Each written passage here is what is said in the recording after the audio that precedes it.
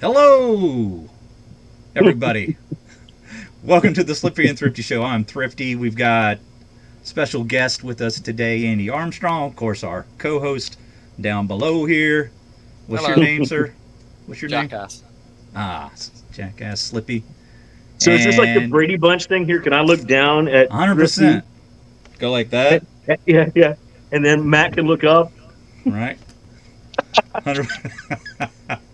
It's hilarious. What do you see up there, buddy? Are you looking up my skirt? There's not a lot to see. All right. So anyway, we've got a fun show for you guys planned, and we've got a ton of people in here. You want to give us a roll call, Slippy? Make sure we acknowledge everybody who's already in the chat. I mean, I can try. It's kicking off in the chat. We've got Right. Angelo, Mikey Newman, Ginger Fisher 75, Modern Knife Guy, Gunslinger Cal is here, Knives Alive. Who else have we got? Marco, Randy's WSG, the moderator. Hello, Randy.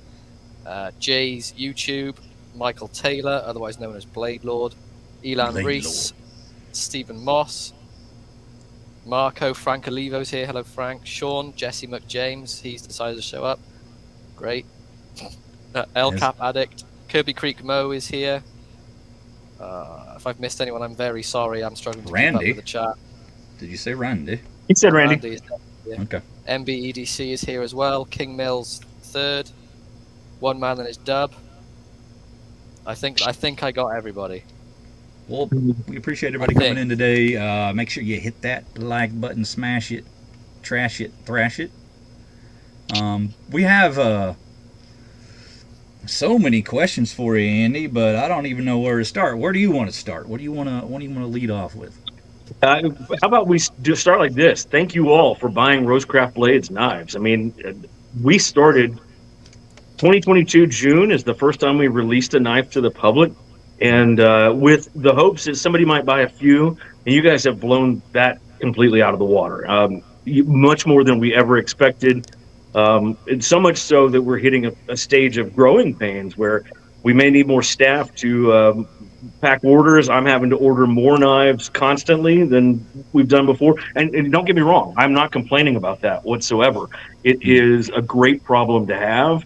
But that's where we are at this point. I had to reassure our dealers that more were coming this week with a big email showing them what was in the list coming up in May and in June and probably through July so that they could, know that we still were going to keep putting these knives back in stock and they could get them. But just thank you all for really embracing the brand and enjoying it and giving us the feedback we needed to make more knives in each round. I look constantly within our group in Facebook. I look across all of the comments on Instagram, Facebook. In fact, if you're talking to somebody on Facebook or in our or Instagram, you're probably talking to me. It's more than likely me you're talking to. But I try to take all of those things into account and build them into the next round. So when you guys beg for something, you'll probably see it down the road if enough of you are begging for it. I know Slippy likes to keep begging for a sow belly, and maybe there's one of those in the future. Who knows? But no, thank you. I mean, it is from the bottom of my heart. I would never have guessed that after 2 years we'd be embraced like we are, and I could tell when we were in Texas this last time that it wasn't people going, "Who is RoseCraft? What is RoseCraft?" They knew who we were, and that means a ton to me and my team, and all of us at RoseCraft look at that and go, "Hey, we're on the right path. We're making the right steps. We're doing the right thing, and hopefully it will just continue to grow." Well, you got to be careful how many suggestions you take because we tried that, Andy. We actually had a show where we had everyone build a knife by consensus, right? Oh, it was Right. horrible. We put all the options up and to let them vote on what they wanted, and we ended up with a bare-headed sodbuster with 2 blades. So just be very careful what Yeah, you they were accept. They really were really interested in the blade material and the handle material. That was very serious. Everything else was a joke. So it was That's hilarious. Stag and 1095. Everything else was a mess. No, but Oh, that's funny. we trust you to make some good decisions about what you're getting suggested for. But yeah, so I'm looking forward to the sawbuster as well. It's not just Slippy asking for that, and you have hinted that that is something that's coming down the line. Is there anything more you can tell us about that particular design, or no? About a sow belly, I think was what I mentioned. I will also say that in that same round, you might see something that gets called a ranch hand or a farmer's hand that might be a Okay. familiar pattern to a lot of you that Case owns the name on. So look forward to that kind of thing. Round 5 is all one-bladed knives, and I All want right. to do that for a reason. Yeah. And those will start coming out in Christmas time. So Okay. probably end of the year Christmas, we'll see those. Round 4 still hasn't come out, guys. Right. Yeah, we're talking Everyone about just round wants- 5 everyone- now on the sow belly, Everyone right? just wants more. So yeah, Yeah. we'll be taking a closer look at some of the round 4 stuff. We're going to actually show some images, and we can kind of walk through that when we get to it. You want to answer this question? So we got on the screen here. It says from King Mills. When does the Black Beaver Barlow come out? I don't think Yeah. we're going to have a Black Beaver Barlow. We'll have a smoky gray Beaver Creek Barlow that comes out mid-month. That is very much the same color as the Briar Patch Jacks, very much the same color that the Zambezi was. Right. So you're going to get a Beaver Creek Barlow in smoky gray and back in bourbon bone as well, mid-month, May. You want to bring that back up? Sorry about that. Yeah, there we go. Yeah, we can see that the clip points are very, very popular. Right. Oh, yeah. Oh, yeah. Clip point Barlow, 100%. See, I told you, Thrifty. Yeah, well, just because, I mean, I'd love the sheep's foot here, so we can show that off. There is nothing wrong with that, sir. That is probably our number one best-selling knife, and I've been through several rounds of it and all kinds of good things like that. So we've thought, why not bring some back in bourbon bone, because we've done 2 full rounds of bourbon bone. We'll bring some back in bourbon bone, and we'll do more than half in smoky gray bone so that people can get it in a different color if they want it. Yeah, the smoky gray. Do you have an example of that? We can just show the handle material of that. Slippy does. I do. I have a couple of different examples. Let me dig a load out. Probably should have got all these out first. So I have the Clinch River. Let's bring Yeah, it. that's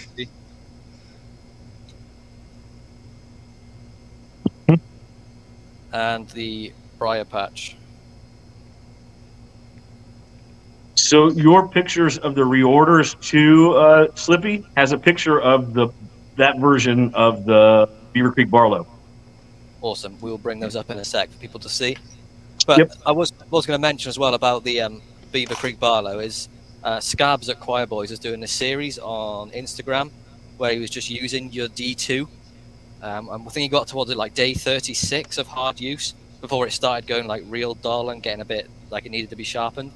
That's like crazy for D2 to be lasting that long. With If you guys aren't watching Scab on Choir Boys Outdoor Cutler or Cutlery Outdoors, watch Scab. He did a daily series, just like Slippy just said. He took Beaver Creek Barlow. He works with sandblasting materials and that kind of stuff, and he cut crazy stuff with that. Treated it like a real work knife, and he got 40 days out of it, and finally just had to give up.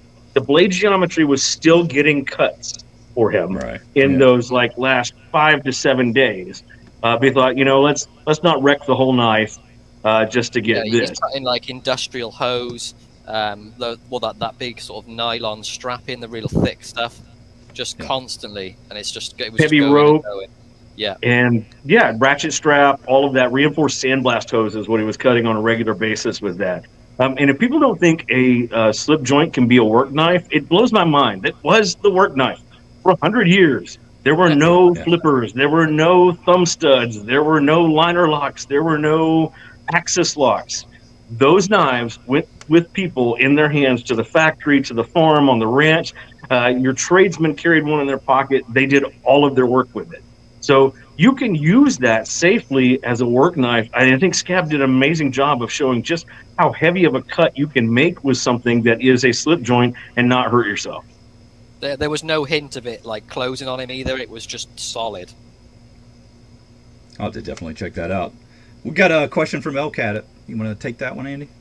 Yeah, so that's a good question. We do still have the ultimate goal of building a factory in the U.S. I need people to understand, and I tried to say this on Tim's show just when we were there. We are building a factory. It is not at the point of we're going to go buy somebody else's factory with all the equipment inside and do that. If you've ever built a home, then you understand what it takes to get that whole process done. And at this point, we are still at the point of looking for government subsidies, tax breaks, and a good piece of land in Maryville, Tennessee to build a factory from the ground up. So it is a marathon, not a sprint. I will say the other half of that, which got misconstrued in another conversation that I was having, slip joints won't be the first thing we do in a U.S. factory. It just won't. It takes a real artisan to build a slip joint, and we will have to assemble those people and work hard to get the quality that we're getting ready right now from an imported knife. So I would say probably fixed blades would be first. Right. Then I would say moderns would be second. And then after that, you're going to get into slip joints at that point. If we have, if that's the kind of thing you're looking at down the road. So would I say it's a 5-year process where we started this conversation? No, I would not. I would say this is a 10-year process. Of course, we're already 2 years into that, but it is easily a 10-year process. So don't discount that we've let the dream go. It's still there. It just takes a long time to make it happen. So we had It will happen. Go ahead. You're going to ask this question here. Will RCD ever make a Stockman? And what about getting the Cane Creek Jack in bone? So I can tell you that the reorder for the Cane Creek has already happened. It is coming back in layered G10, but it is going to come back in a wood handle as well, not in bone. Maybe sometime in the future that could happen. I keep trying to find an interesting Stockman that I want to make, whether it is a medium Stockman or a full-size Stockman. I haven't found one that has caught my eye that I want to make, and we have not ventured into 3 blades yet. I think it's important for people to know that while I have a very good relationship with our factory has limited experience making certain things. And so it's being a learning process. I can give you a best example of that. We're still trying to get jigging right, okay? They don't have that experience. So we're working together back and forth with jigging patterns to make them right. And I still am not satisfied with where that is. So I won't let them put it on a knife yet. So while they're making excellent patterns and they're making excellent fit and finish and they're doing all those different things, they have experience in certain areas and no experience in others. So we have to work with them as a partner and say, okay, let's try this. And so we are up to a 2-blade pattern like the Briar Patch Jack, and it came up great. But we are not up to a 3-blade pattern yet. It takes a lot more blade fitting if you guys know that knife. You know, you're seating blades down beside each other, at least in one channel, rather than having an extra wide 3 backspring knife, right? So you have 2 backsprings and 2 of those blades sit on one backspring, and then you fit those blades into those 2 channels or into that one channel in some cases. So no, we want them to be able to do it well and do it to the standards that we have set before we let things like that go back out to the public. So will there be a knife in the future for a Stockman? Well, we're not there yet, though. All right, Andy, got to throw out this one request and see what your thoughts are. One request, John. Sorry. All right. No spay blade on the Stockman if you make one. No spay blade. What do you want? What do you want on it, Slippy? Pen blade. A punch. Pen blade? Yeah. A pen blade. Yeah, even a punch. Or a punch. You can make it a no can opener? Screwdriver? No. I might have done one of those before. Maybe. All right, so your most unappreciated knife so far, in my opinion. Ready? Okay. You know, I have one of those sitting right here. I agree with you. In fact, I don't know where look, I'll show you. These are my keys. Right? I have my red one on my keys. You can see just how much grime and gunk goes on. I use it more than any knife that I own. Because it's there. It is always there. It's always ready. It is just a great little D2 slip joint. You can pick one up for what in the store is what, $19.99? $20. Yeah. Perfect snap on that little thing. I will say this one thing about it. It is because that is a screw pivot. Every once in a while, check your screw. It does after a long. If you use it a ton, it's going to back out a little bit. Just turn it a little turn. Make sure your action is still the same, and let it go again. Okay. Don't turn it too tight. You won't get it closed. Yeah, or mine's on just my put a little keys thread too. lock on there. Won't hurt anything. Put a little thread lock on there. Yeah, 6 But, colors yeah, of that that's- one, and we do all 6 for $99.99, which is just a hell of a deal. Yup. Yeah, for the green ones too. That's a good choice of green color for that, I think too. The one Our you little neon chose. greenish color. Yeah, I like that shade of green for for a keychain carry. It 'Cause makes it easy to find if you drop Right. it. Yeah. Right, exactly. And it'll take down boxes like Yeah, you I wouldn't went with the believe. It orange. kind of blows my mind. Yeah, but just the pull on Yeah. it, for such a small blade, and you don't have to worry about. I mean, it just gives you a ton of confidence. The amount of pull you have on that pull string. Love Yeah, it. if you take away the screws and the pivot, you're Mhm. talking about 4 pieces in this knife. Yeah. You have the blade, the back spring integrates that entire keychain portion as well, Right, and then 2 right. slabs of G10. So Yeah. this is not a complicated knife at all. It's just a And nice just, little to me, workhorse. it did such a great job of fitting a roll. It's something a little more durable than your like Victorinox, your little SG or SD Yeah. that you might carry, something like that. Just with a Yeah. little more, it's more robust, can do a little heavier duty tasks, and still have that in a compact size. To me, Yep. that's a brilliant little. Yeah, for No, me, thank as soon you as I very picked much. up, Yeah, I really like as soon that. as soon as I picked up one, like I was using it around the house on my keys. My father's not a knife guy, and he wanted one straight away, so I had to get him one. And he uses it all the time now. It's on his keys. He batters it, and he brings Right. it to me just full of like just mess. It's like, can you Yeah. make it work again, please? The good thing about that G2 as well, though, it's easy to clean up. I mean, it really is. A tube of flits, maybe some case paste, rub it on there, give it a good hard wipe down, get it dry. If you're going to put it away for a long time, guys, I don't know if a lot of people really know this, but we use D2 in almost all of our traditionals, including that little keychain knife. But if you're going to put it up for a while and you don't think that place is a nice dry space, just put a little bit of mineral oil, a couple drops on each side, wipe it till it's a thin sheen on the entire blade, close it up, and put it away. Try to keep it in a dry spot. D2 does rust, but it's hard to make it rust. Yeah, But it will rust. Yeah. you have to pretty much neglect it for it to rust. Right. Yeah. I've never Or you really have to had live in a problems. place that is extremely humid. Or I've also found some people who just eat, their bodies have some kind of chemistry that just eats D2 up. I don't know why. I know people that will rust a D2 blade in no time at all, carrying it in their pocket just because of their body heat and humidity of their body. Super I'm powerful. quite local. I'm quite local to like the beach, so the air is real salty here.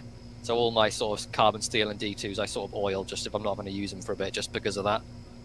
Right. Yeah, so I don't know. I think I'm just a little more particular than most about taking care of the stuff. But if you're oiling the pivot, you don't have any lubrication on you. There's always just that movement, a little bit of movement. Get some on the tang, bring it up. And I don't know how many times I've oiled my blade just with the pivot oil, just bringing it up. Not something I intentionally put on the blade itself. So I do that quite a bit. Nice little trick. Hey, But here's so- another. Go ahead. Strippy, do you know how to sterilize that blade? Sterilize it. Well, you just Yeah, use you just something wipe that it on makes your pant leg. You wipe it on your pant leg. That's the. That way you can go right from mud, digging it out of your boots, to eating an apple. If you wipe it on your pant leg in between, it is perfectly sterile after that. That's a good old Yeah. Southern way to handle a knife. Yeah, Yeah, that's. I've that heard sounds that like too. I often go for the on the side of my sleeve. Yeah, Just a little wipe. It's perfectly Yeah. fine. I saw my grandpa do it all the time. Yeah. And he never there's a died bit from of- that. if there's No, a bit of what is- mud what's in the swallow saying? or It's the like, nail nick, that's fine. God made dirt and dirt don't hurt. That's the That's way right. I always. There's another. Oh. I've called that the best knife thus far this year. Well, that was until the latest incarnation, but I'm going to disagree with you, John. I prefer the Savage Creek. all right. Look what Andy's got. though. Until I Look- showed look- this one. Yeah, right. Well, okay. We'll just put this down now. Yeah. Let's take a bigger look at that. All right. So, what can you tell us about the Stag? It is genuine Stag. It is nice and thick. You can see on that. These are samples. These are prototypes. There won't be a shield on this knife at all. Let me Right. catch some light in that blade. And it is going to come in at $79.99. But Now, I'll have these. The lack I'm of the hoping to shield have is these, that but that's due to the great number. Yeah, of because it's real recesses. stag. I mean, you Right. are so. I don't want them to beat up that stag to get a shield flush, and that's what Right. you have to do in stag to do that. I would rather see this beautiful stag. I actually have the other sample that I got as well. Here's another sample of that same knife. Oh, okay. I mean, look at that. So Right. you're talking about nice chunks of gorgeous stag on this. It's more robust than the original Right. because of the stag, but yeah, we'll have that by the end of May as well. May. Oh, it's May. coming quick. Coming quick. I'm crossing fingers to have them at Blade Show. So All right. it's one of those things. In fact, I bumped some things down the reorder list to get the gun stock ahead of that other stuff. I mean, it's Stag. You kind of have to. But you guys bought the crap out of that knife. So, these last two, the Nolichucky and that knife, they just went. I mean, they were gone. The Nolichucky blew my mind. We were sold out at almost every dealer across the country in 3 days. I was sold out first day. Now, I didn't have a ton because I gave them out to my dealers. But still, they were just gone. And I know that traditionalpocketknives.com, his were gone in 2 days, and he had a lot. So it was nice to see, but it's also one of those freak out moments for me is like, when can I get more? And you're on the phone or you're on the computer going, I need more of these right now. Those will be in at the end of May as well. Without getting into too many specifics, are we talking 5-figure numbers here now, or are we still like four-figure numbers as far as a production for your? No, rentals? you're still around 4 figures. Okay. It just is what it is, right? Right. You have to start at a certain spot, and we've recently had to up our numbers of production for each one. I don't want to get into specifics because I don't want to let that out for our competition. Right. But Yeah. knives that have done really well are in the 4 figures, and knives that are not done as well maybe in the 3 figures. So you just don't know at that point. We had to come into the market and go, here's what we've got. Who wants to buy it? You don't know us at all. Please try it out. Right. And ask, what type of stag is that? Do you know, honestly, I don't know what type of stag. I'll have to ask the factory. It is genuine stag. I just don't know what type it is. Okay. All right. So certainly you've got one of your favorites over there, Slippy. You wanna bring that up, and we'll get into that particular knife. Yeah, one of my favorites. Where have I put it? I'm actually carrying it today. It's one of the smallest ones you've done. It's the Cane Creek Jack. That is one of my absolute favorites. Just because of the size, it like really sort of suits my hand. And this Your thing's dainty been little carried, hands.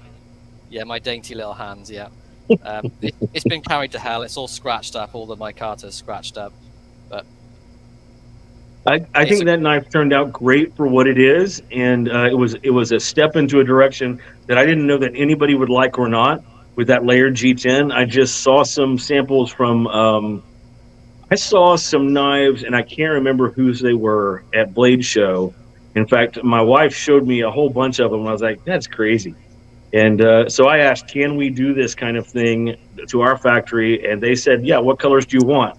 And so then we set about picking colors in the order that they were. And I was thinking Desert Sunset, like Sonora Desert, but apparently everybody thinks that's the stripes from an 80s black van, if you remember those old 70s, 80s vans that ran down the side. Right. So I had one For kid me- in Texas tell me it was bacon. Yeah. Bacon. Well, I don't know if you recall my review, but what I said it looked like No, I know. like an old '60s surfboard.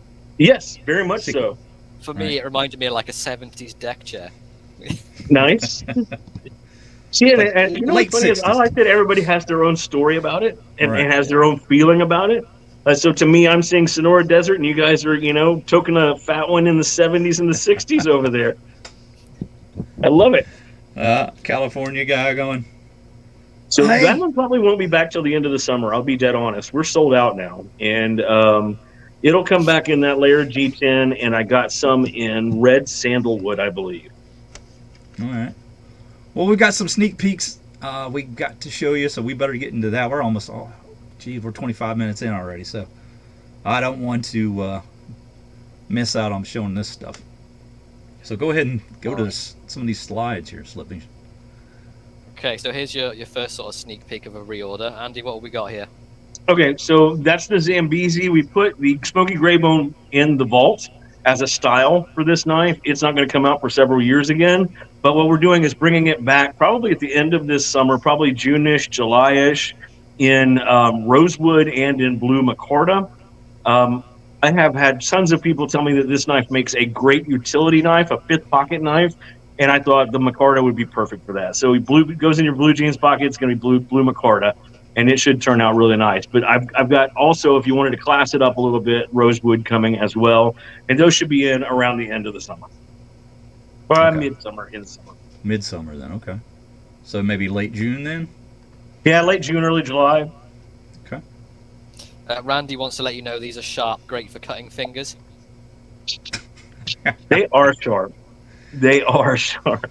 They're stabby too, which is kind of nice. You can really get a full 4-finger grip if you put your finger in the 1-inch finger choil.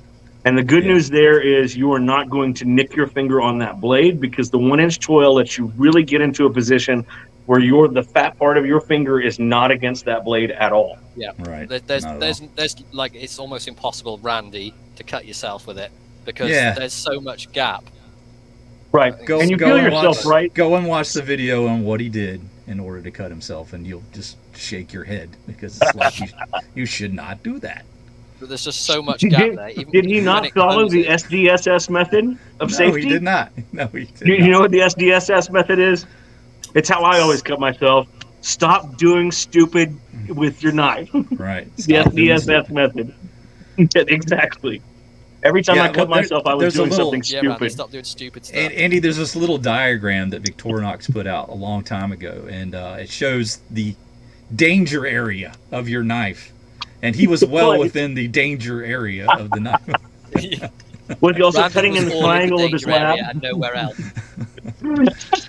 He was 100% inside there. Yeah, it was his fault, 100%. That's hilarious. All right, so what we got up next here? We got... Okay, if you go back one slide, those are on the way right now. I should have these coming in and out to dealers probably in the next 10 days. So you'll have, it's just a replacement reorder of the Bourbon Bone Clinch River and the Smoky Gray Clinch River.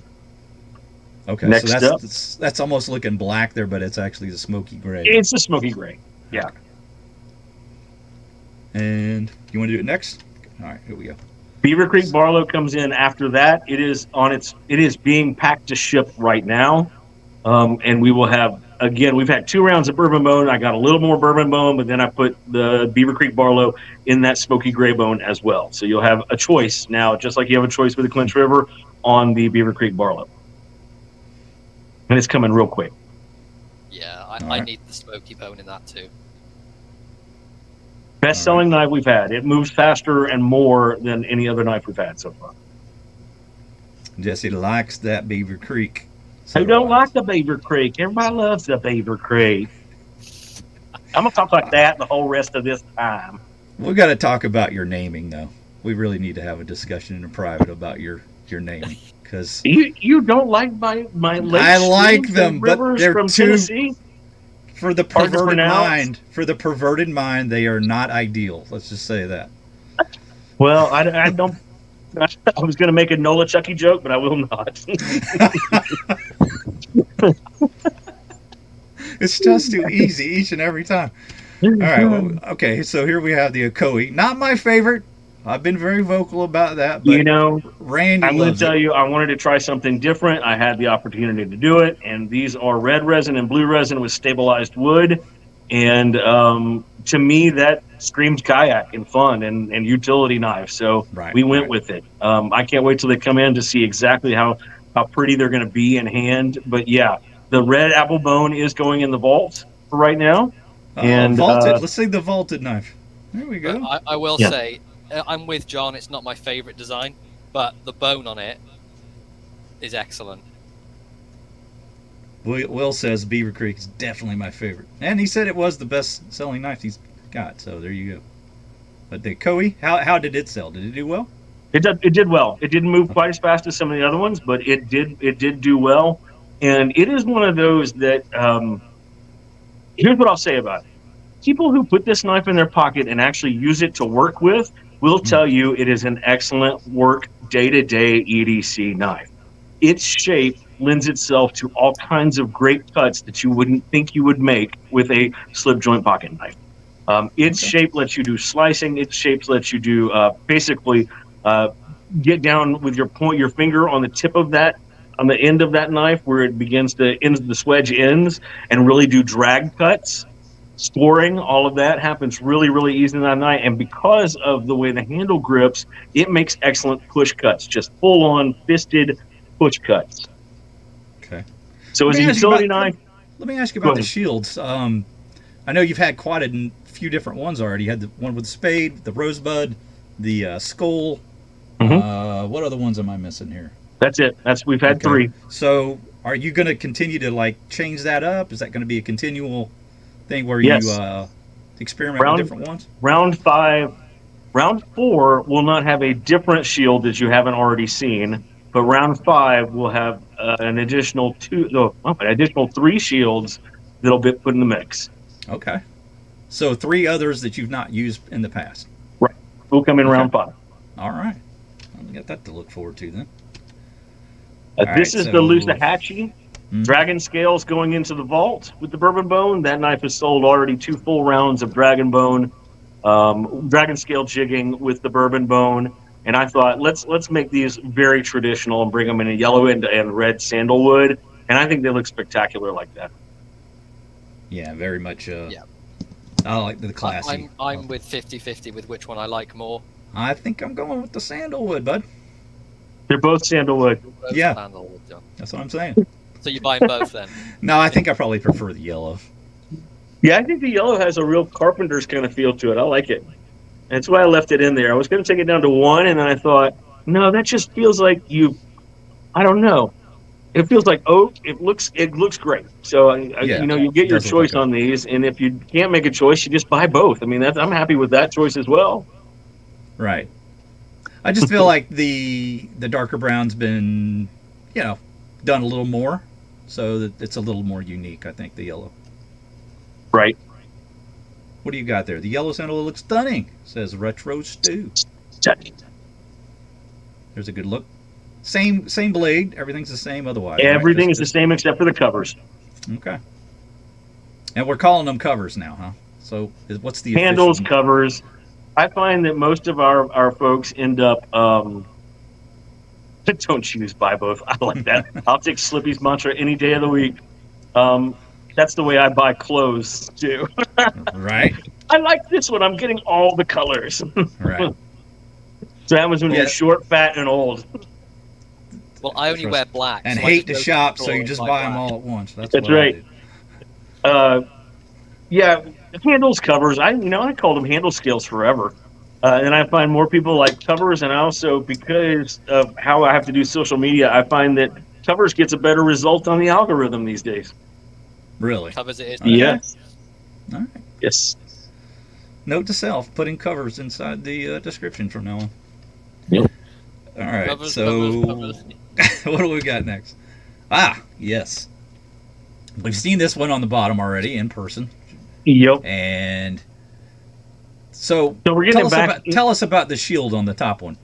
Okay, so it is a certain other company that used this. It was your design? There's a certain other company that I did a spade for. There's also a certain other company called Northwoods that did a spade. If you go historically, there are tons of spades out there if you really start looking. I think let's stop there for just half a second, because I have to say this. There's no traditional pattern that has not been made already. The idea of this is that we steal, I mean, that's how it works. Look at Tony Bose's knife. He improved upon some of the oldest, best patterns in the world.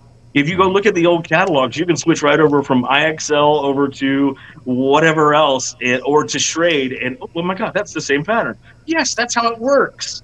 These patterns are there. Everybody puts their own little fingerprint on them, but like this pattern in particular that we're talking about. So what you're saying is, historically speaking, everyone steals from one another. That's that's the knife industry. Yes, and so if we wanted to say the spade was stolen, the spade, I'd have to go back a couple hundred years or 150 years to find the original one to steal it from. Okay, it's just a traditional shield that pops up from now and again on different knives. The pattern itself here, and I label it right in our thing. I found this pattern in an old IXL catalog. It is. I loved the upper curve of the shape of that gun stock. Right. I loved it. So you can see that it doesn't really. It has almost a hump in it, and that feels so good in hand. It is. It's one of the most comfortable ones you've made, I will say. And it's. I think since I've had it, it's the one I've used the most. Right. Thank you. And the thing that we get to play with the most is when you take a traditional pattern and you want to update it. You get to play with the blade shape the most. So in this case, with this gun stock, we did as compared to say the Cane Creek Jack. Look how fat that clip point is, as opposed to the clip point in the Briar Patch Jack. Look how fat and traditional that clip point is. This is a long, slender, nice clip point that falls into this gun stock. And so that's where you get most of your play, how you do the swedging that Thrifty hates, and how you do the nicks and that kind of stuff. I love to make fun of it. I don't hate it. But how you do them, how you change up the blades and that kind of thing, that's where the fun is, and how you may change minutely the handles to get them to be what you want and accept the things you want. Bolsters is another place you can play. But traditional patterns are called traditional patterns for a reason, because they're traditional. Everybody's made theirs. All right, Andy, hang on. Question. Okay. Will you officially adopt Andy the Swedge as your nickname? Sure. Okay. We got it. I love a good swedge.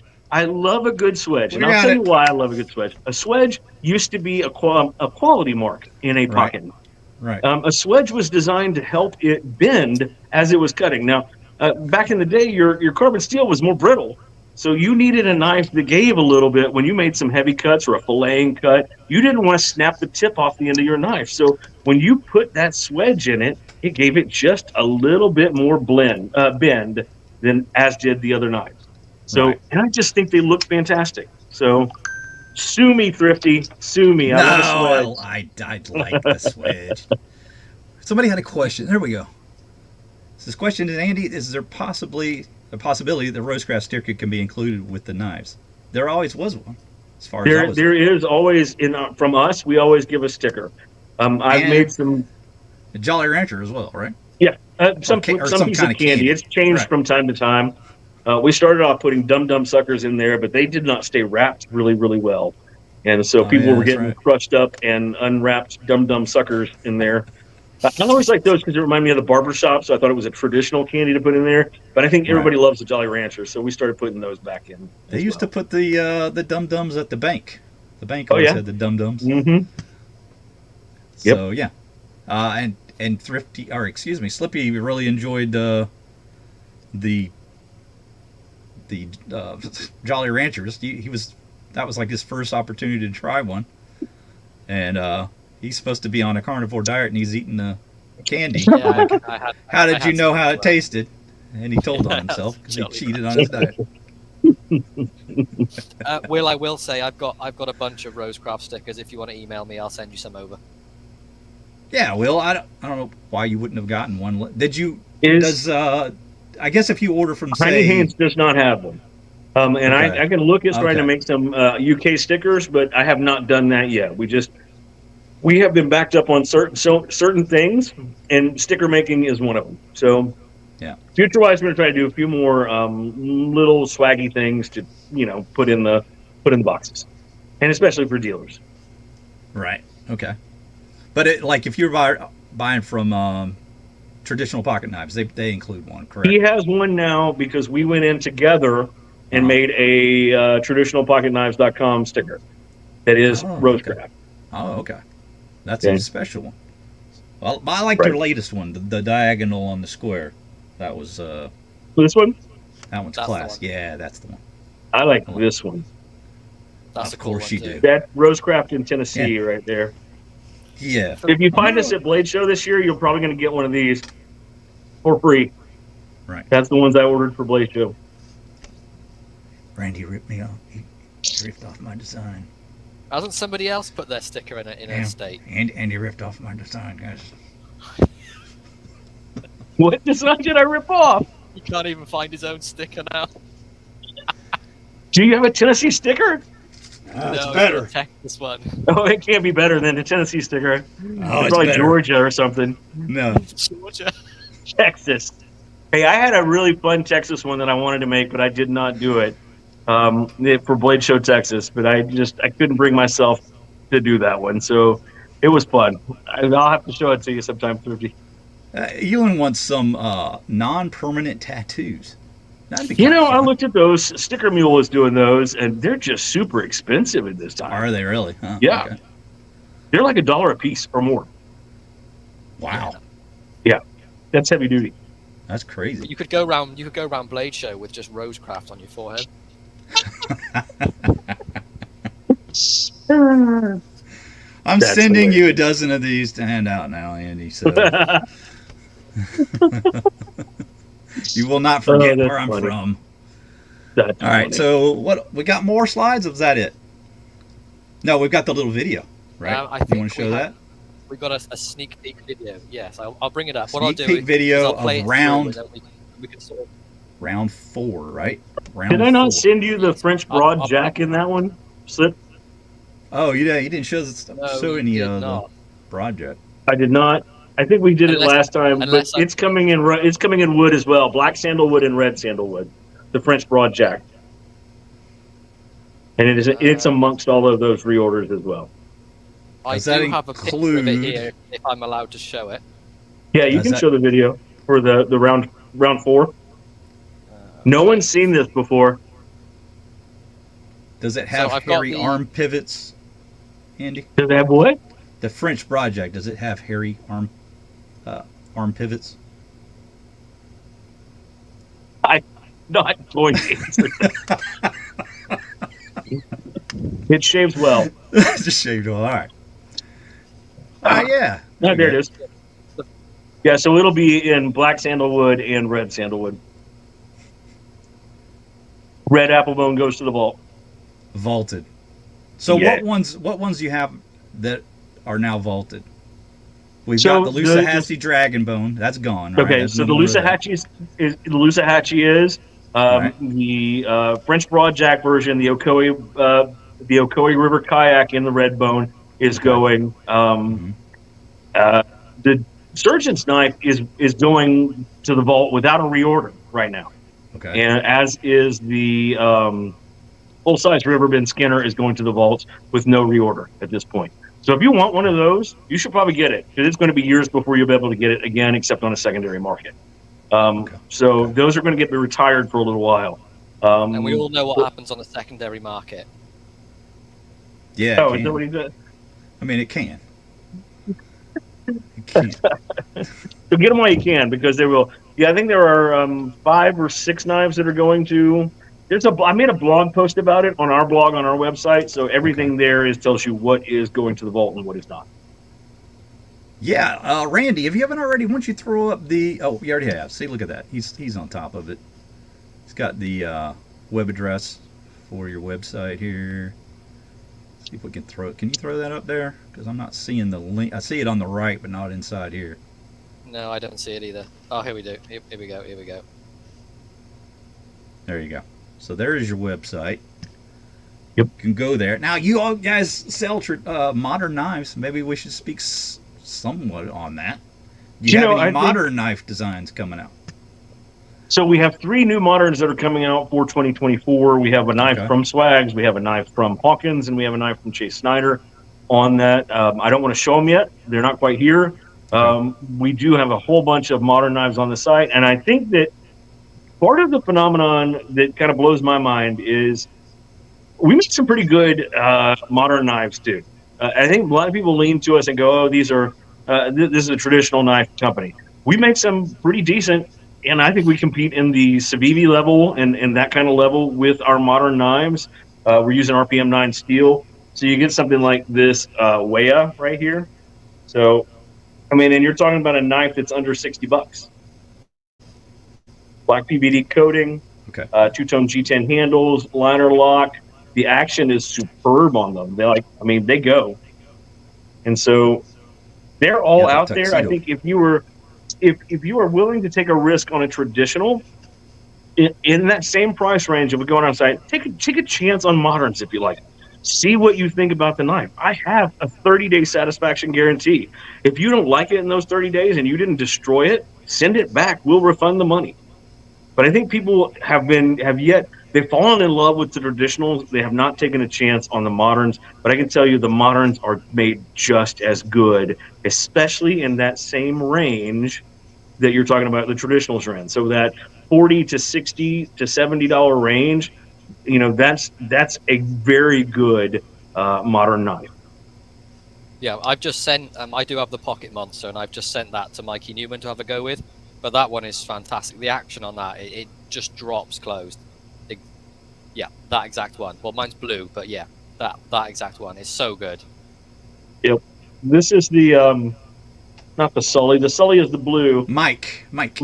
Yes, this is Mike.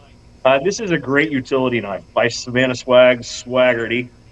And again, you're talking about a. Thank you. I mean, look at that. That was with the thumb stud. So the action is incredible. Ceramic ball bearings in this knife. G10 handles. It's a liner lock. It is a front flipper as well, so you can go here with it and get it open. I'm terrible right now. I haven't done this in a while. Yeah, there you go. Right there and make it go. But give those a try. If you like our traditional knives, give us a try in the modern side of things too. I think you will not be disappointed with what you get. Absolutely. We got the Mohawk. Was that another of your offerings? It is actually discontinued right now for $25. It is discontinued. I've got stock. I'm trying to blow it out. Trying to make room for all this other stuff coming in. Grab one of those. I can personally attest to one of those. I've had one in hand, and we gave one of those away on one of our giveaways. But that is a nice one as well. Nice, like a harpoon style blade. Really enjoy. Will we be getting a Pocket Monster with a different blade shape? Not at this point. I think you'll really like what Swags is offering in this round for 2024. It is a departure from what she has done already, and it feels great in hand. I just have to wait for you guys to see that one. I don't want anybody to know what they are before they come out. Are you involved personally involved in the design of any of the newer modern ones coming out?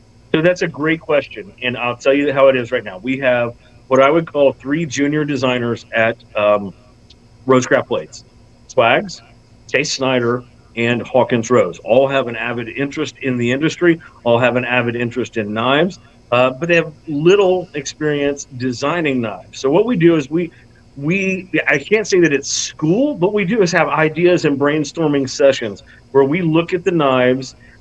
They come up with ideas, they come up with things that they like, we draw them out in pencil, and then I'll work with each and every one of them to make sure that that is a working knife before it goes off to be prototyped. So it is a learning process at this point for these guys. I love, so for instance, Hawkins did the Mohawk, he did the little chonk, the Eris Rex, which was our copper one, which was this one, right. That Harpoon Tanto in round 2. And he's got a knife that is coming for round 3 that is superb. But his growth during this process has been amazing. His growth as a designer has been amazing. I want to get these guys to the point that they don't need me at all. Right. And we go straight from their design right to the factory. But right now it is, let's kick around these ideas. Let's hone it down. Let's make sure it works. Let's do it to spec. And then let's send it off to the factory for a prototype. And then we can see if we really like it coming back on the other end. And so, yeah, there are 3 of those designers at RoseCraft right now. Swags, Chase Snyder, and Hawkins Rose. Fantastic.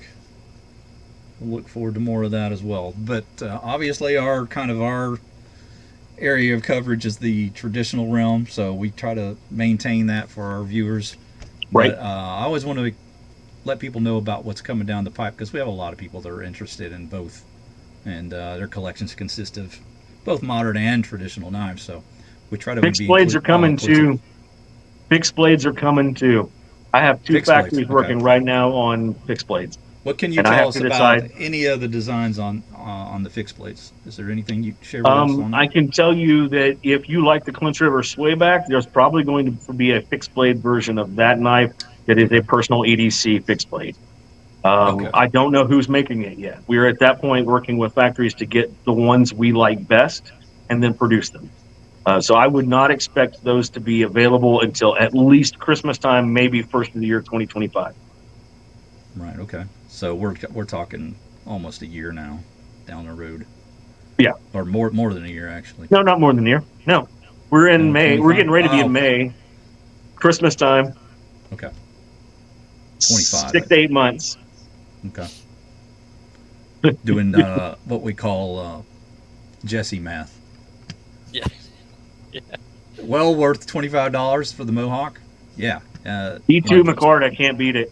Right. And what was the original price of that? $39.99. Okay, so it started out 40. So you guys dropped it to 25. Yep. Yeah, get in there and find some deals. You have any seconds left? I know you guys were having a second sale at some point. We have 3 models of seconds left. There are some Okoi River kayaks left, and then there are each color of the Clinch River has some left. Okay. That's it. Well, I thought he said December 25. It's not even. That's a month and a half, or excuse me, a year and a half. But you didn't say December 25. I said Christmas or the beginning of 25. 25. That's why Yeah, I come got on, confused. So John. just give me a break there, Jess.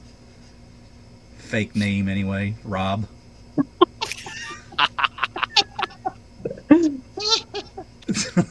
Shall we look at some new knives from round 4? We shall. We should. TK doing TK math. That's right. TK DJ Pizza right here, bro.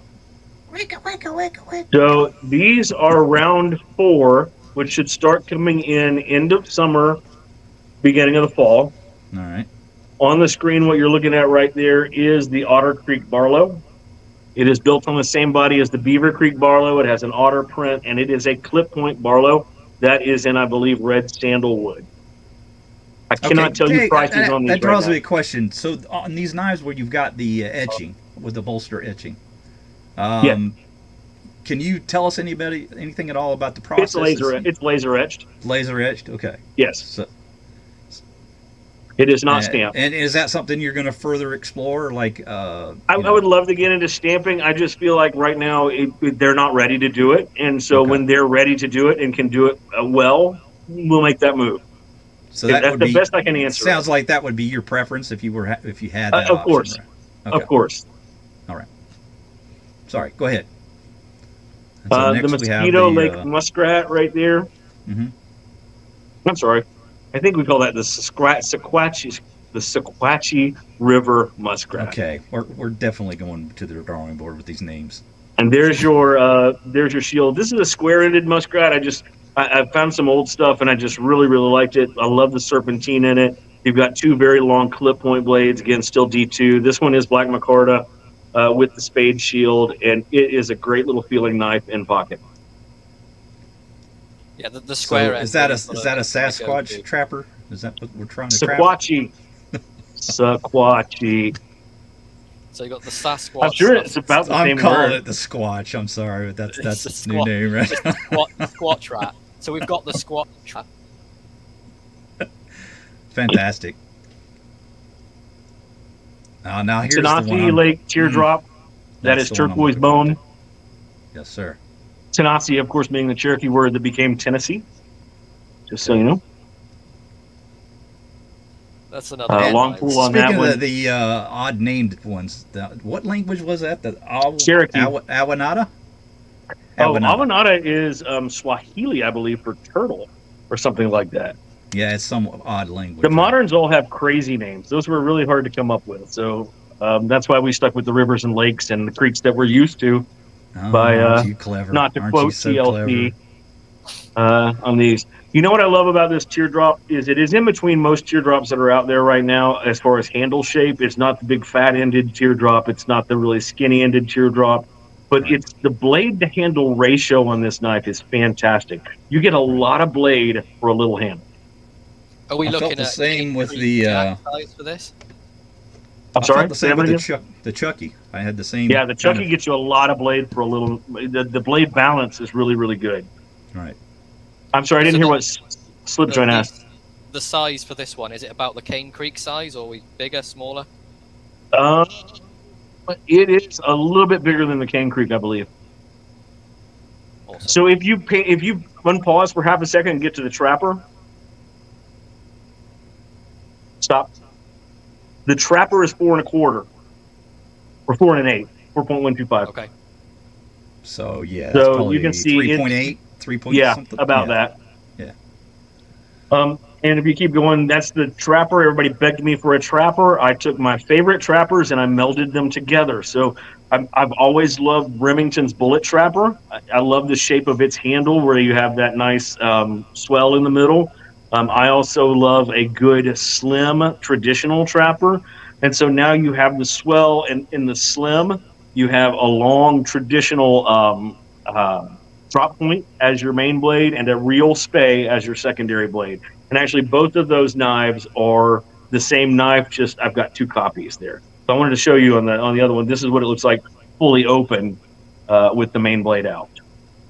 And for more on the spay, Slippy, go ahead.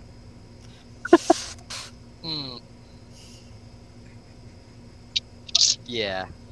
It's a traditional trapper. Is that all you have to say? All right, It looks moving like on. it's got an actual point, so it will be useful and have a point, if that makes sense. It's the curvy ones with no point that don't make any sense. Do you know how many hunters actually use their spay blade? They really do, and I can't stress this enough. They love a trapper because when they go hunting for small game, whether that is squirrel, rabbit, whatever, they will use their spay blade to skin out an animal. Right. 100%. They don't punch any guts open at that point. That's right. You don't want to puncture anything. I don't like no spade blades. But see, for a common use EDC, that isn't super practical. But that's why you got the other blade. That's why you got the other blade, right? And there you go. Is the Mosquito Lake Moose that is based on an old Boker that I found. And it has swell and square ends like that. And I just thought, man, that's pretty. And much like the Briar Patch Jack, you have 2 almost full-size blades in that moose.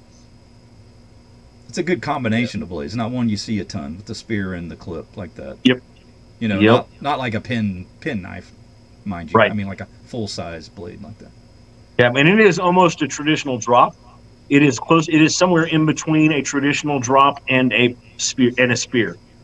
So I wanted you to have 2 main blades, just like we did with the Briar Patch Jack. The Briar Patch Jack had the big fat clip and a lamb's foot, both of them main blade sized, and that's what I wanted to have in this moose as well.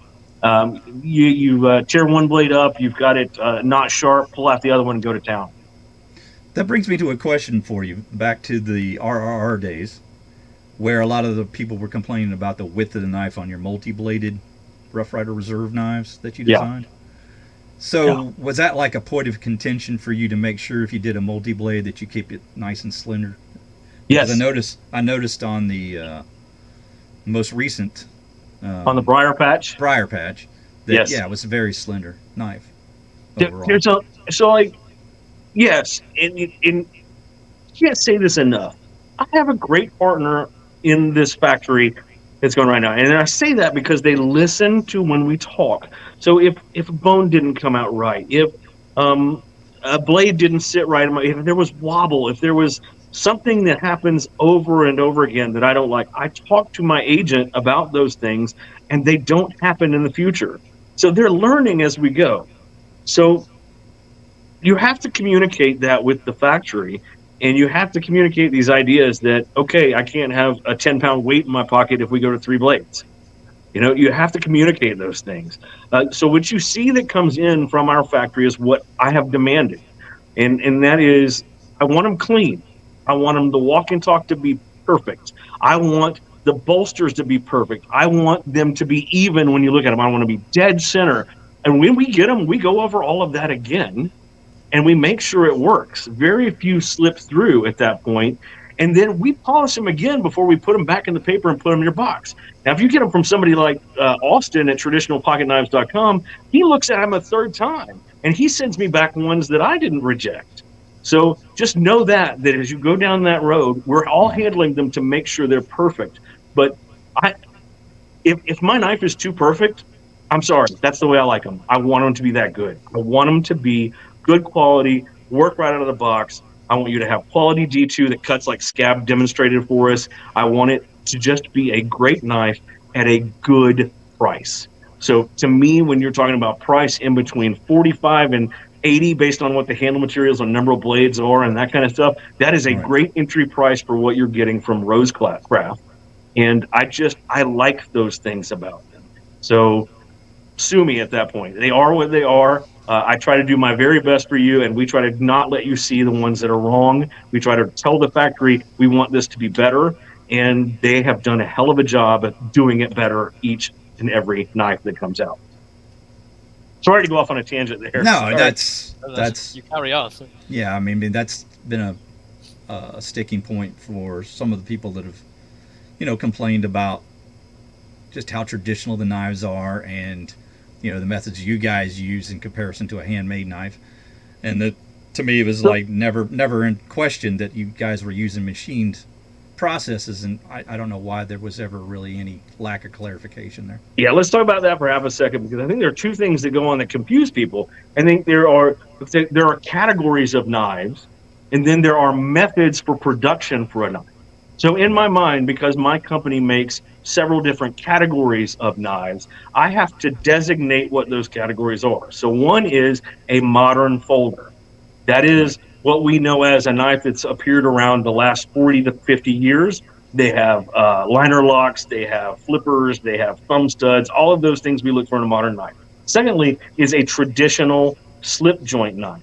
That is a knife that is an old school pattern that is a slip joint itself. It tells you nothing about how the knife was made. It is just a category, just like modern folder. This one has a slip joint. It is based on a traditional pattern.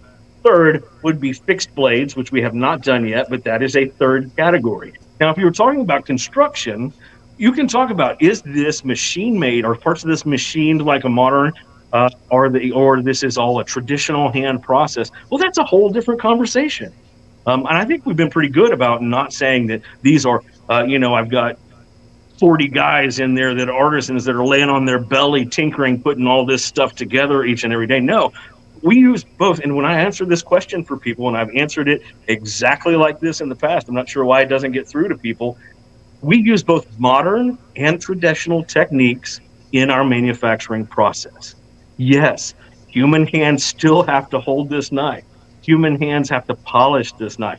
Human hands have to make sure it works properly and clean it. They have to do all of those things to each of those traditional knives.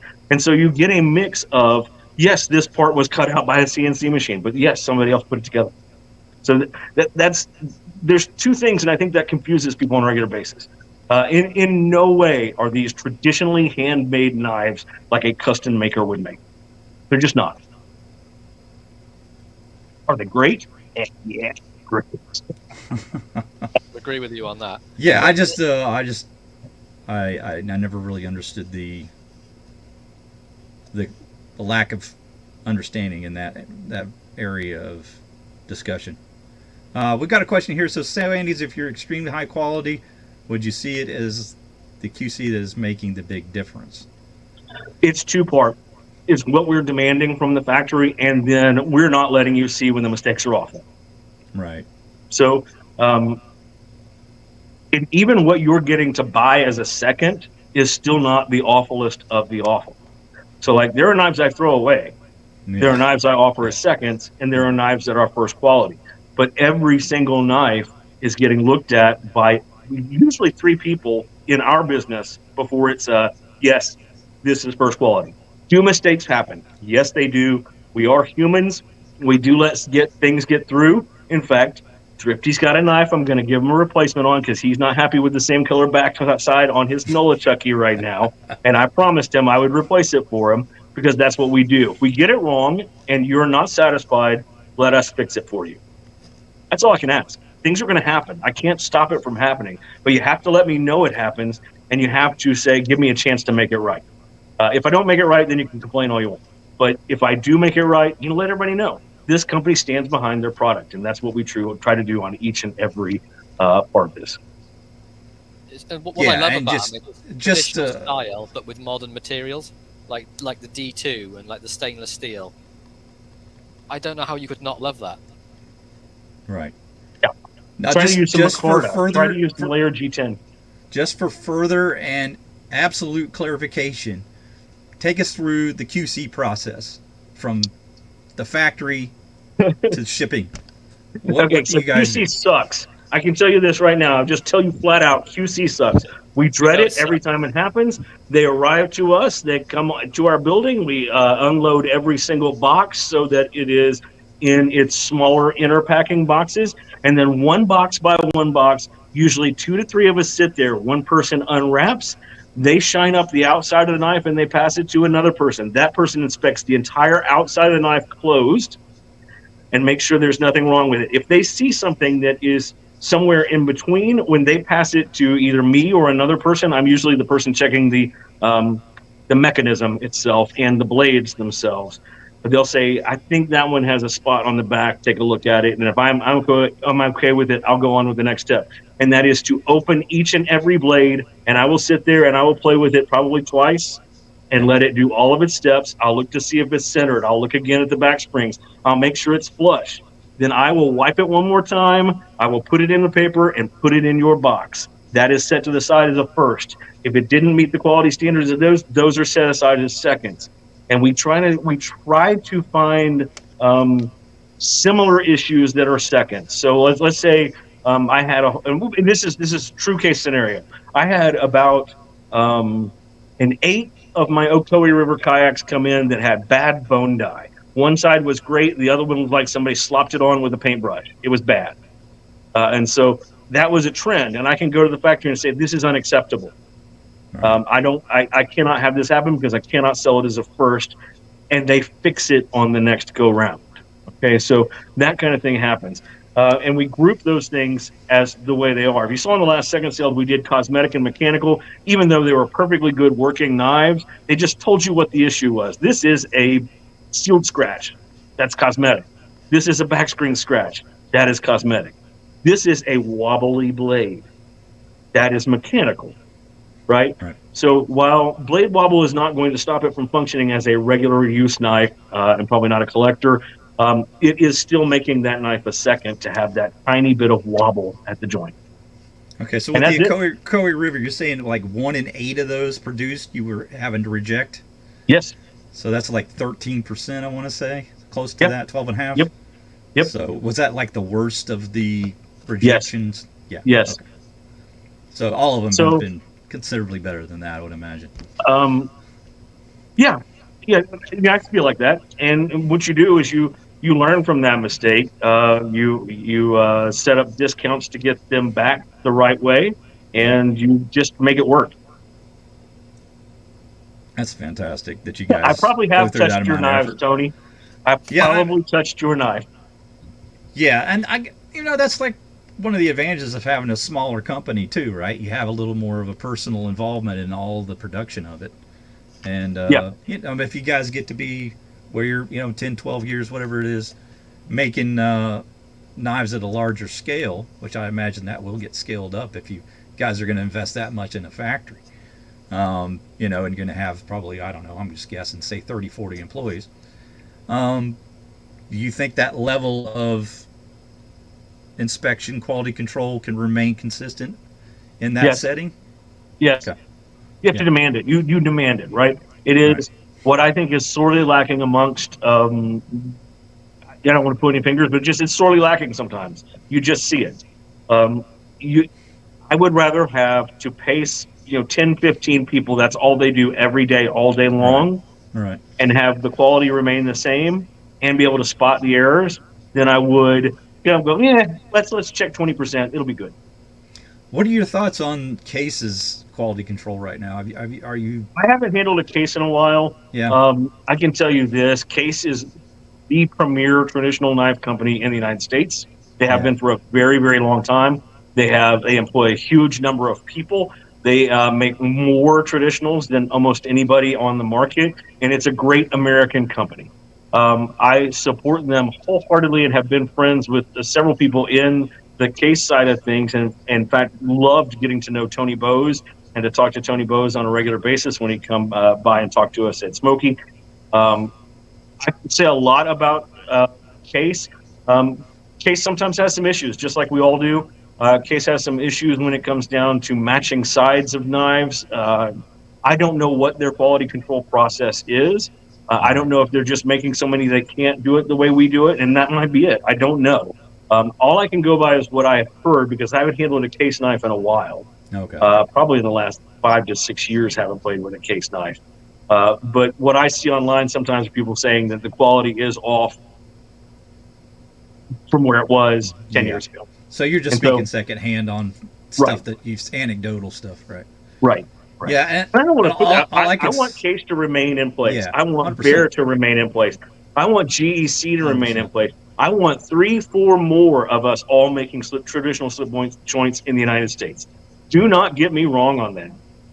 We have the opportunity to do that in the future, and I want it to happen, but I don't want to do it at the expense of anybody else in this industry. Period. The knife industry could die if we don't bring people into it. We don't want that to happen. We want to use our knives to bring more people in, so that when they do want to buy a GEC, they go, man, I loved my RoseCraft and it cost me $60. Wonder what a $200 knife from GEC is like. I want them to look at that and go, man, I love this peacock bone from Case. What if I had a whole set of peacock bone in every pattern they made in peacock bone as my collection? What if I collected every peanut there was from Case? I want them to do that. I want to help people step into the market and understand that you can use a traditional knife as a working knife and really fall in love with the idea that there's history there, that every pattern had a purpose, that you can really make them work, and then don't discount these other brands out there. Really just help them, because we're going to disappear if we don't. Right. It's just that simple. Now, I know this is a long way out. You know, you're saying maybe, well, it's going to be the last thing that you do if you do get the Maryville plant. We're talking 10, 12 years probably at least. So it might be a difficult question to answer, but do you foresee the process that you're using now at the Chinese plant being similar to the one that you envisioned for Maryville? I think you have to. And I don't understand, at least personally, I don't personally understand why you wouldn't use modern processes to make a great knife, even if it was made in the United States. I use a cordless drill instead of a drill that has a cord or a screwdriver. I use my computer or my phone to do things that I couldn't possibly do with anything other than my computer a few years ago. Right. Why is it so bad to use modern technology to make a great knife? And I don't think it is. So yes, your answer is yes. We will probably use modern technology along with traditional methods to build slip joint knives in the future. It's still not the same as building a modern folder. And who knows what 10 years may change, you know, in terms of the process, but it'll be even more modern or more technologically, you know, taken advantage of, I suppose you could say. So the other thing that I would say too, and I've said it on other places, and I want to make sure everybody understands this, I don't intend to lose our budget line of traditionals that we make right now. Even if we are making USA made knives, those are going to fall into a different tier. It's going to fall into a higher tier because it's USA made.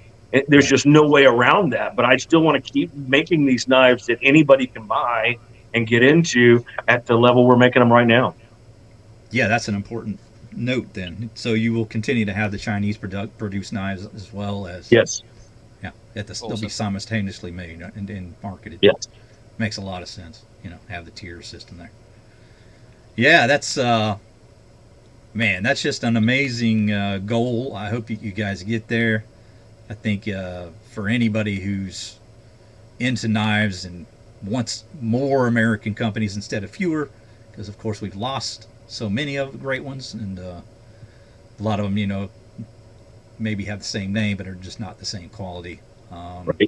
You know, I think of Schrade right off the top of my head, but you know, it's sad to see these companies go, and the fact that when you guys began that conversation, you talked about that when you had the meeting with maybe you can tell me the name when William you had Rose. Your meeting.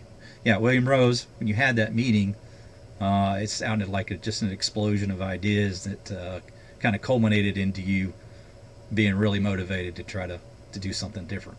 So I have never felt more free to build what we want to build as a team, to design what we want to design as a team, and just to really be trusted to run with the ball than I have at RoseCraft Blades. It's what I wanted, what I wanted for a long time.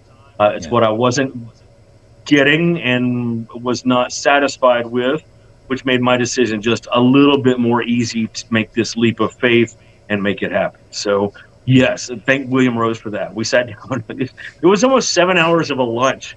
I don't know if you can call that lunch at that point, but it was 7 hours sitting on a deck of a local restaurant here and just hammering out all kinds of crazy ideas. And it's been a blast since. I could not ask for more support and more belief in the team than I get from William. It's great. Slippy, you got any questions for him? I've been kind of hogging the conversation here, buddy. Yeah, so Andrew from Baxter's Blades wants to know if you got any sort of plans to date RoseCraft. You know, I've thought about it, but at this point we've not done it. So we're going to end up one of those crazy things like who was it that had an issue? Buck. I think Buck has an issue with that, where they have to have the little chart at the beginning, and that's probably what's going to have to end up happening. We probably will date our knives at some point, but right now you just have to know when. You can follow the order of the patterns to know when they came out. So, like round one was RCT 001 through 005. You know that happened in 2022. You know that 006 and all the way up through through the round 3 happened in 2024. And we'll have to keep a chart of that somewhere. But you're right. I mean, now that we've moved to the stamp, we need to find some kind of dating system that says this is a 2025 knife, this is a 2026 knife. And the toughest part about that is knowing when they're going to come out. Yeah. Right? Because let's say I start dating round 5. Round 5 is designed. It's in the prototyping section right now. But if it comes out in December of 24, that's a different date than January of 25. And I have no idea when it's going to drop publicly from the time production starts, right? I have an estimate, but I don't know for sure. Toughest part about working overseas and back and forth. Yeah, you have to sort of guesstimate really a lot of when things are going to happen. And like a big surprise coming for Atlanta, and I am crossing my fingers that we get it. And I still have not talked about it with anybody, but I have a big surprise coming, and I won't talk about it with anybody because I'm not positive I'm going to have it in my hands by June 6th through the 9th. Right. So. Yeah, the only thing about that is like if you go back and look at Case's history and you're talking about the dating of things, I think a lot of that came down to the fact that they never had any intention of doing it, and then they had to go backtrack and figure it all out. If you're ready from the get-go, knowing you're going to document that for that particular purpose, I think you're going to be all right. You can always have some sort of a document to show when things came out, what colors, what handles, what models, right. What model numbers, all that sort of thing. So to me, it's just important. As long as you're in the frame of mind to start it from the very beginning, you'll be fine. Do we have to do it as a slip joint swear, or can we do it as a slip joint Sawyer exclusive? There you go, slip joint Sawyer. You can call it this. Ponytail Creek. Ponytail Creek. That's hilarious. That's hilarious. You guys are always fun. I always come barreling into your lives and play on the chat. It's very different to sit in front of the camera, but it's always fun. So I want to go back to the video and take a look at the last couple of ones on there, if that's cool with you guys. Sure. Yeah, let's do that. So we bring it. Did you have a name for this one? Mosquito Lake Moose. Mosquito Lake. Okay. Mm-hmm. Skeeter. I've already got the nickname for it. And this one was what? Which one? The Tanasi Lake Teardrop. Tanasi, Tanasi Lake. John, we're gonna have fun with some of these names. The Indian name for Tennessee. That's right. Yeah, It should be Cherokee. Cherokee name. Okay. And the tangs are looking more hidden on these sorts of action. Is that something you've aimed for? It may just be an angle. You can see the tangs just a little bit on the trapper. Yeah. But I tried very hard not to make ones that catch in your pockets. Is the nail nick on the front or back on the secondary blade? Back. Okay. Yeah, they're 'cause I'm not opposite of each other. All right.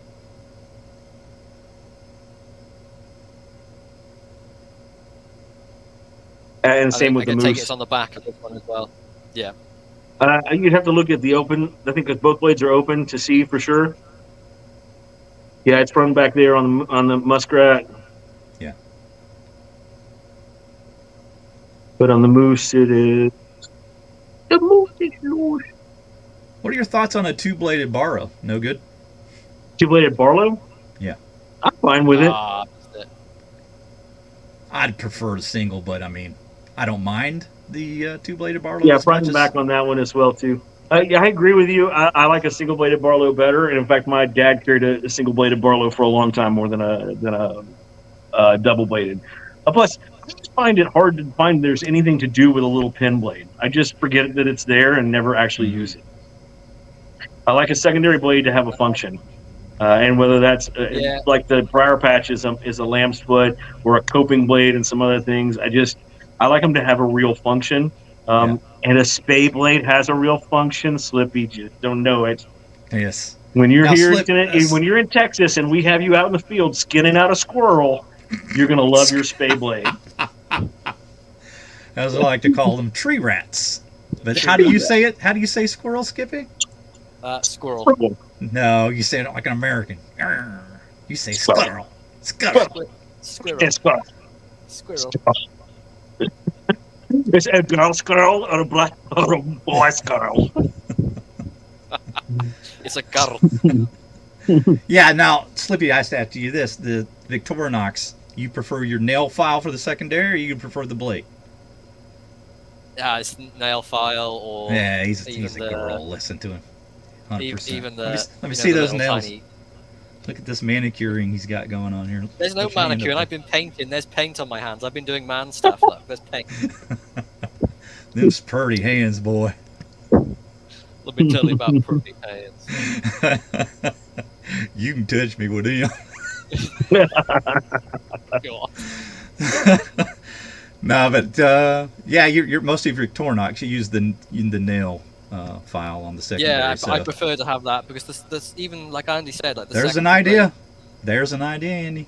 Instead of a yeah,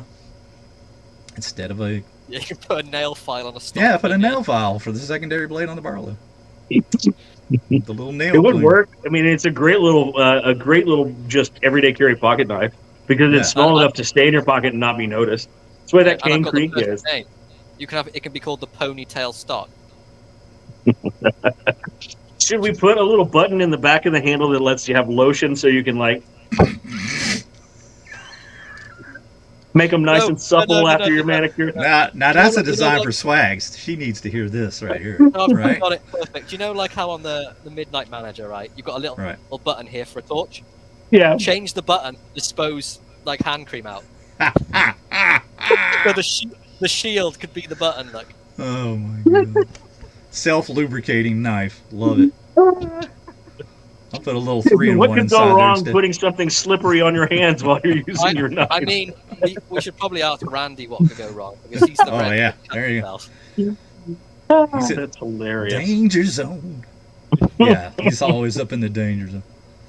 Yeah. You know, I But love yeah. a good SAK though. I mean, I was a photographer for a very long time, and they are great to pack in any camera bag. I mean, especially if you got the Phillips head screwdriver and the other one that have that in it.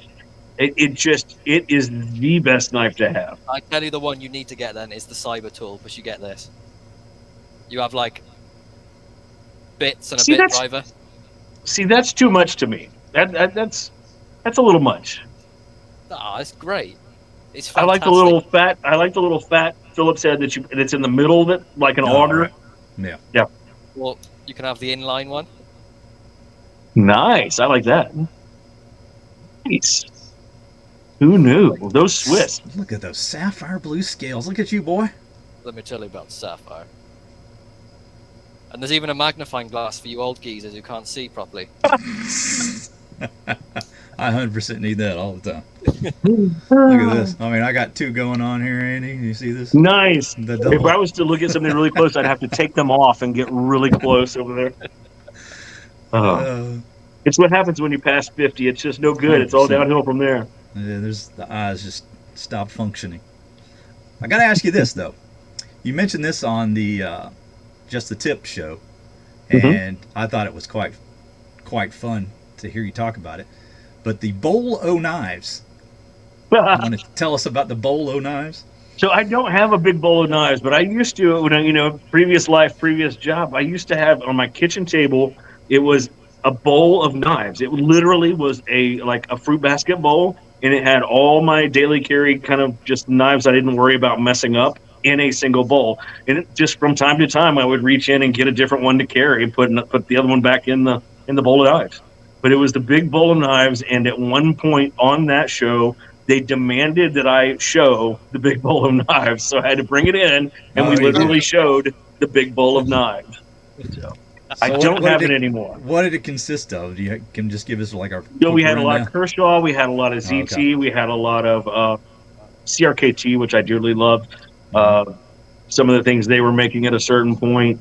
What else was in there? I had, of course, a bunch of Rough Rider in there, and various other things. In fact, at one point, I had sitting near the big bowl was a genuine Stag bulldog trapper from Case, which after I looked it up came nowhere near the bowl because it went from like $70 when I bought it in '98. It was now up over $400 for the knife that was in that box. So, because it was the real deal. I mean, it was the big old bulldog trapper. Yeah. And it had like the massive slabs of Stag on the sides. Yeah. Speaking of Rough Rider, let me ask you this. I know you guys made tons of series, and we did that video on our favorites and least favorites. You remember that? I think you were in the chat during that. And I was just curious, like, do you have maybe a couple favorites of the Rough Riders that you were a part of? Or so, probably my favorite to look at, and I think the bone came out so amazing, was the Buckshot Bone series. I just think that bone looks great, and I think that was the first time that we ever did underliners on the knife. So there was the first time we ever put a red G10 underliner underneath the Buckshot Bone. Right. I also like the Backwoods Bushcrafter, which had a saw cut handle in it. Right. It had copper bolsters, and then the blades were dark stonewash.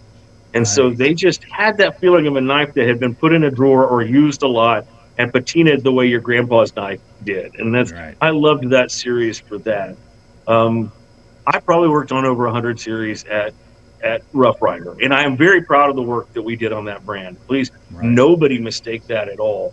I will always be thankful that Kevin Pipes allowed me the challenge of trying to be a designer at Smokey after just doing some embellishment and boxing stuff to really get in and cut my teeth and learn. And we worked with everybody because of the size of what they were. We worked with everybody from Zippo to Colt to Remington to Camillus to Strayed. We worked for a ton of different people doing design work. I mean, I remember there in the last few years taking design ideas to Essie to see if they would do X number of designs for us under their name as a special to us.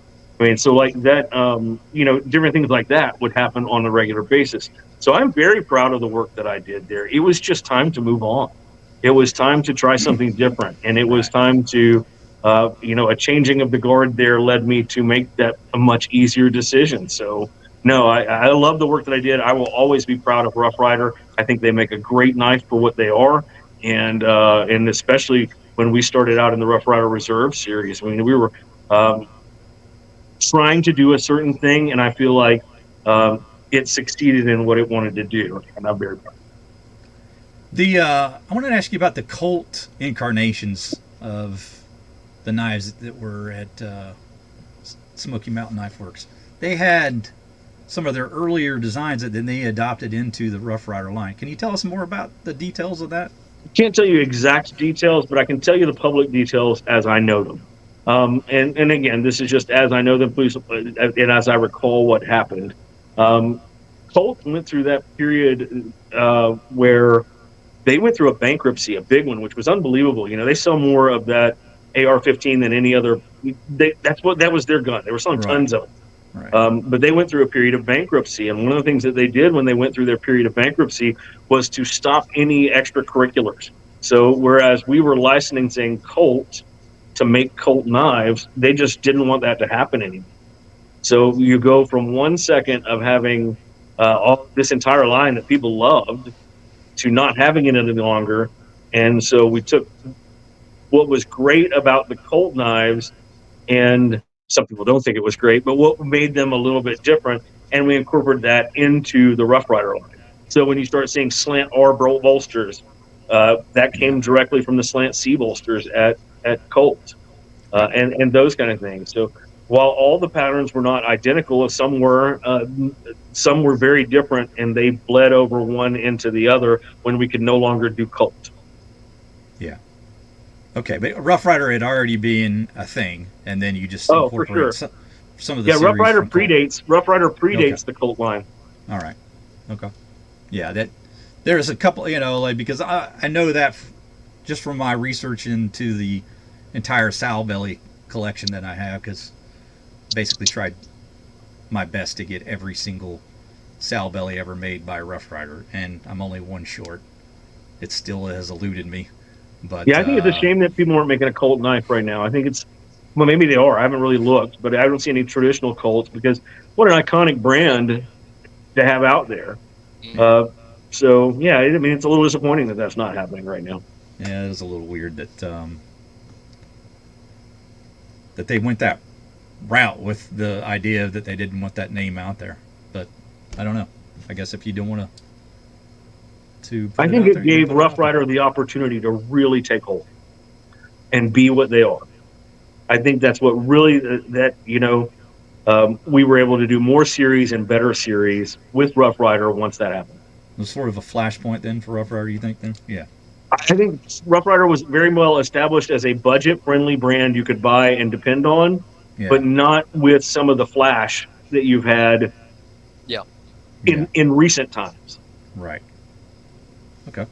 Yeah. That was always an interesting thing. I saw the transition. It was obvious. The Black and Blue series.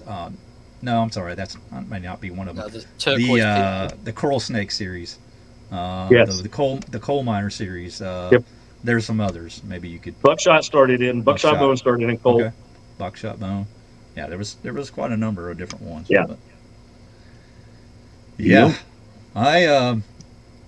It's a long and winding road, folks. 3 years now. Long and winding road, and it's been a fun journey so far.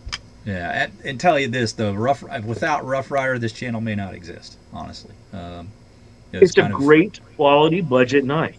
Yeah, definitely where I got my start, where Thrifty came from. The Thrifty knives, the very affordable knives that still, to me, are some of the best values out there. And some of the recent things that have gone on with the Rough Rider Reserve series, not super fascinated with. A lot of that probably had to do with you leaving, I imagine. But I don't want to dismiss what they're doing now. It's just different. It's not for me, but it may be for other people. But I appreciate the fact that they're trying to put out the budget, high quality stuff. And like I said, you don't want to bash anybody, really. You just want everyone to succeed, because the better the industry is, the stronger it is, the healthier it is, the more it helps 100%. everyone. 100%. And it makes a difference, right? So for a long time there was a worry in the industry that it was, and it still is this worry there, that it's literally dying. And I don't mean that figuratively. I mean literally dying, that the vast majority of people that collected knives, or especially traditional knives, were in a generation that was dying, literally, and would die off in the next 20 years. I remember that being said 10, 12 years ago. And it is great for me to see somebody carry Chris Reeves in a pocket alongside a RoseCraft. That's awesome. Yeah. Right. To realize that you can carry a very expensive modern folder in that pocket, but you also carry a knife that won't scare mama on the porch in your pocket as well. and that pairs well together. That is meaningful to me, and I see that a lot now from people that are not 50 and above like me. I see that from people that are like 15, 17 like Slippy there. So I'm not that young.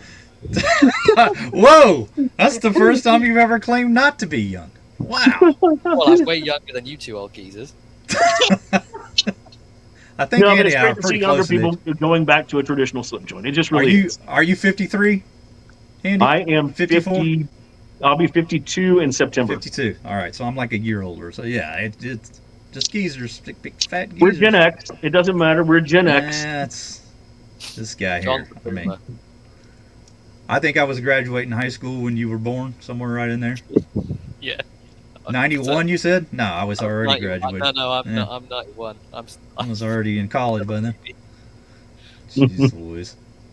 No, so we really appreciate you coming on, Andy. I'm probably going to have to wrap it up here. It's an hour and 35 minutes in. I hope everybody's enjoyed the show today. We really appreciate you coming on and showing off I your appreciate you wares. having me. And really enjoyed the conversation. Always been free to answer any questions, and I really appreciate that. I understand there's not everything you can talk about, but you've been more than open with us today. And any misunderstandings that anybody had, hope we've cleared up about sort of the darker side of the YouTube thing going on lately. I don't really completely understand the misunderstandings, but I hope any that people had were more clarified today. So thank you so much for coming on. Thanks, Watch City Knives. Thank you guys both for having me. I appreciate it. Yeah. I would love to. Anytime, Appreciate it. and we'll definitely have you back. You can show us Sure. more of your round 5 when it comes out. Then That's right. 100%. We will get out the Nola Beaver Chucky mosquito. Yeah, we got to have a discussion about those names, Andy. 100%. I'm going to make them harder and harder for you to pronounce. That's what I'm going to do now. It's not the pronunciation that's the problem. It's not that. It's the rhyming words that go along with everything that you make. It's just too easy. It's just too easy. But we appreciate it, guys. We'll do a giveaway next week. We've run a little long, so next week we'll make sure to double up on the old giveaway. Maybe give you guys a couple extra spins. But we appreciate having you on, Andy.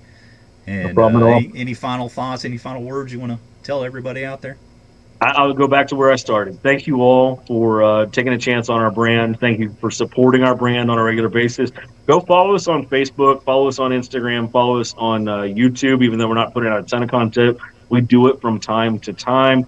We do have a Facebook group that's, I think, close to 1,000 members now. We just talk knives. We don't care what kind of knives you like. We just talk knives in there and have a good time with it. I appreciate all of you who have supported the brand.